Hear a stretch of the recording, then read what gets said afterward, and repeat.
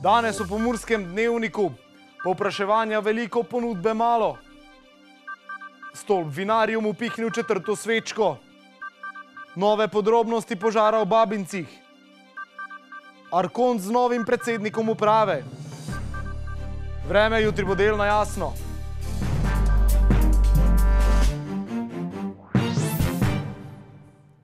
Spoštovane gledalke, cenjeni gledalci, lepo pozdravljeni. V Murski Soboti vlada veliko povpraševanja po najemniških stanovanjih, ponudbe pa je bore malo. V porastu pa je tudi nov trend. Če te dni pobrskamo med oglasi najemniških stanovanj v Murski Soboti, kaj veliko ne bomo našli. Ponudba je namreč že kar precej časa skromna. Torej, trg najemniških stanovanj v Pomurju ostaja v zadnjih letih več ali manj nespremenjen. Se pravi, opažamo na eni strani veliko povpraševanja, po drugi strani pa seveda te ponudbe ni oziroma primanjkuje. Na eni strani je dosti najemnikov, tako rekoč mladih družin, pa tudi mogoče starejših. Tudi trend je zadnje čase precej upokojencev tudi išče dolgoročne najeme. Se pravi, ponudbe za takšne vrstne stanovanj pa dejansko zelo primanjkuje. Tudi cene so za Pomurje lahko precej visoke. Cene se gibljajo zelo različno, zdaj generalno nekako ne moremo povedati, zdaj seveda cena manjšega stanovanja po kvadratu je na primer višja kot pa cena dvosobnega. Se pravi, zdaj za dvosobno stanovanje, če generalno nekje gledamo nekje okrog 250 pa vse do 400 evrov. Težavo pa predstavljajo tudi stanovanja, ki niso v najboljšem stanju. Precej stanovanje tako rekoč v slabem stanju.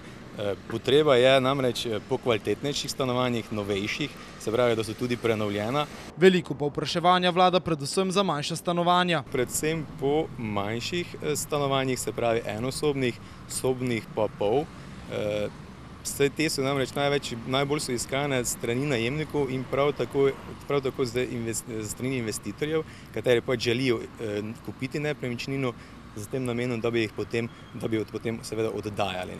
Se je pa na trgu pojavil tudi nov trend. Veliko ljudi se odloči, da kupi ali preuredi stanovanjsko hišo v 2 stanovanji. Investitorji nepremičnin, ki kupujejo, se pravi nepremičnine z namenom, da jih potem oddajajo na trg, se zadnje čase obračajo oziroma kupujejo takšne nepremičnine, da jih potem tudi lahko predelajo v večstanovanjsko stavbo oziroma dvostanovanjske hiše in jih potem tudi ponudijo trgu, se pravi jih oddajo v najem. Veliko pa je tudi nepremičnin, ki se oddajajo na črno. Opažam, da je tega kar precej, da stanovanja se praktično oddajajo tudi že preden sploh pridejo na trg, se pravi na splet, tako rekoč se oddajajo od ust do ust, vendar po drugi strani pa spet se mogoče, tu je potem tudi največ tiste sivine v najemniškem trgu, se pravi neka neurejena najemna razmerja, potem pa spet slaba praksa, potem pride do neplačevanja, do neke nediscipline in potem spet na eni strani razočaranje najemodajalca ali pa tudi najemojemalca. Kot še pravi naš sogovornik, pa večjih sprememb na tem področju v kratkem času ne moremo pričakovati.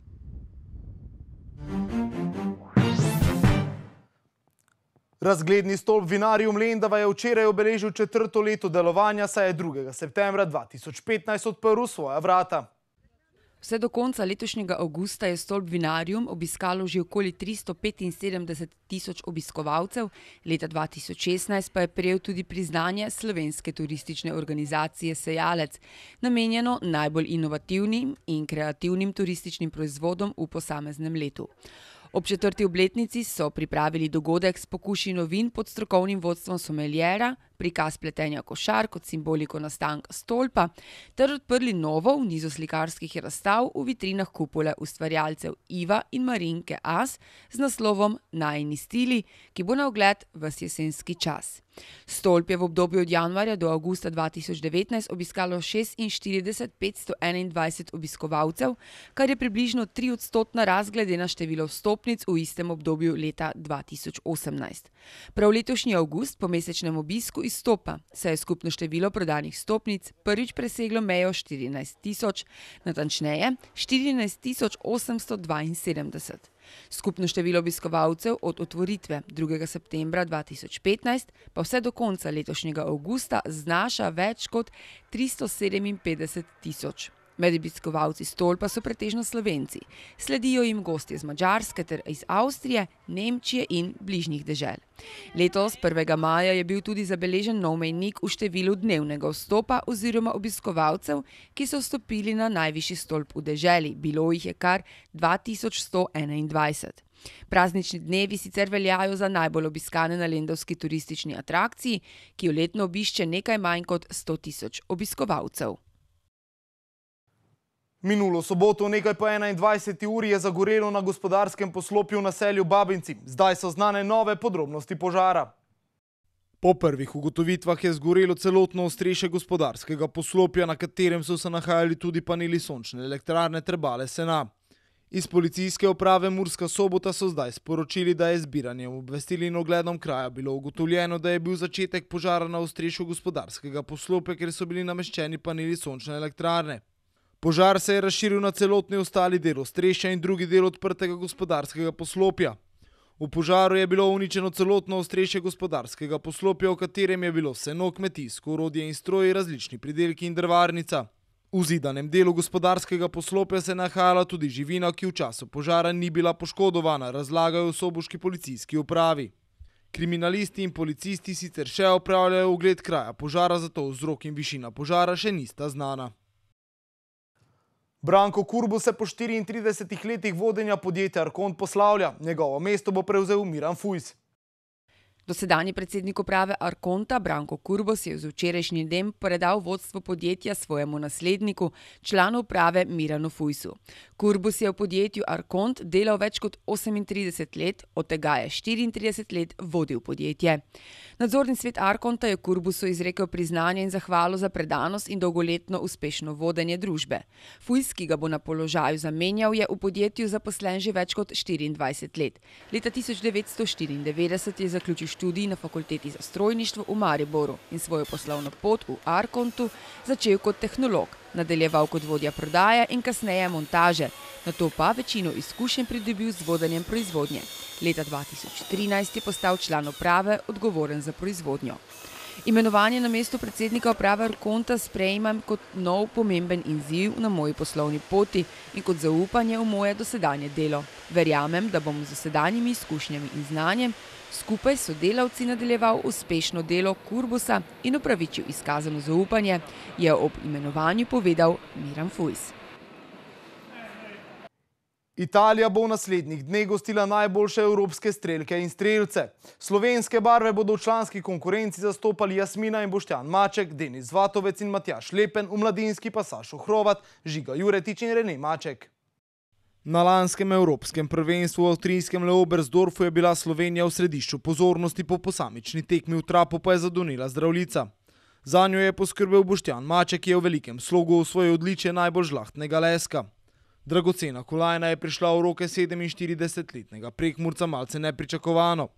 Osvojil je po dolgotrajni rehabilitaciji kolena, potem ko se je pri padcu strgal križno vez, uničil oba meniskusa in hrustanec ter kolensko dno.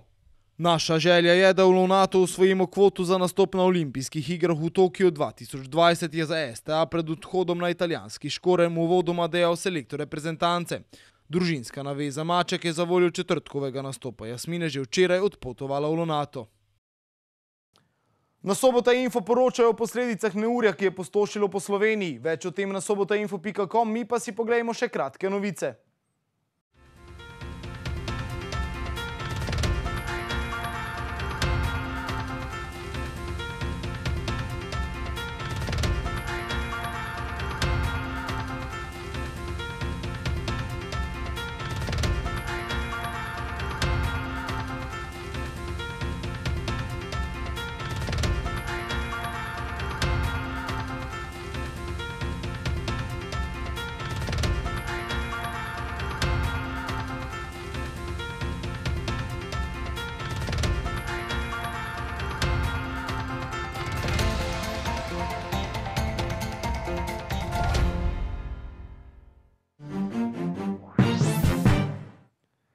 Jutri bo pretežno jasno, zjutraj bo ponekod po kotlinah megla. Burja na Primorskem bo slabela, več o vremenu pa v vremenski napovedi.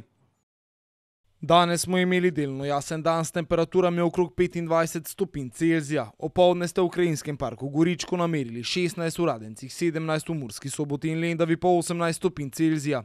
Jutri bo pretežno jasno, zjutraj bo ponekod po kotlinah megla, burja na Primorskem bo slabela. Najnižje jutranje temperature bodo v severovzhodni Sloveniji, v Murski Soboti in Mariboru okoli 9, dnevne pa okoli 24 stopinj Celzija. V četrtek bo večji del dneva pretežno jasno, proti večeru pa se bo zmerno pooblačilo.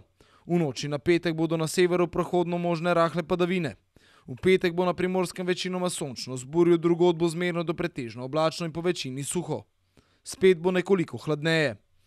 Temperature v naših krajih se bodo zjutraj gibale od 9 do 14, čez dan pa od 20 do 26 stopinj Celzija. Toliko smo vam pripravili v današnjem Pomurskem dnevniku. Za več informacij obiščite našo spletno stran. Bodite v naši družbi in nasvidenje do prihodnjič.